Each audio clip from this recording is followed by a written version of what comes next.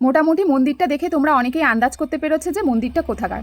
এটা হলো দক্ষিণ চব্বিশ পরগনার বাবা বড় কাছারির মন্দির। এই মন্দিরের কিছু ঘটনা আমি বলি।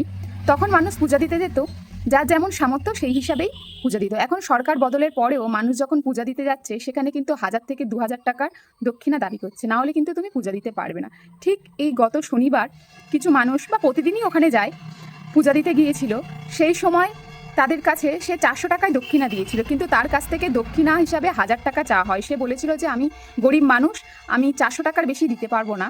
তার কাছ থেকে দাবি করা হয় 1000 থেকে 2000 টাকা। সে দিতে না পারায় তাকে চুলির মুঠি ধরে লাবিয়ে দেওয়া হয়, এমনকি মহিলাকে ধরে মারধর করা হয়। ওই যে সবুজ বা নীল রঙের টি শার্ট পরে আছে ওই ভদ্রলোক। কিছু কিছু ছেলেরা এখনও আছে, পুরোহিতদের সাথে সাথে এমন এইরকম গুন্ডারাও আছে যারা এই কাজগুলো করে বেড়াচ্ছে। আমাদের সরকার বদল হয়েও কিন্তু কোনো লাভ হয়নি। এখনও কিন্তু এই মন্দিরে, বিশেষ করে এই সব মন্দিরগুলোতে এইরকম কাজ চলছে। আমার যেমন সামর্থ্য আমি সেই হিসাবে দক্ষিণা দেবো, কিন্তু না, ওরা যেটা বলবে সেই হিসাবে তোমাকে দক্ষিণা দিতে হবে। সেটা 1000 হতে পারে, 2000 হতে পারে।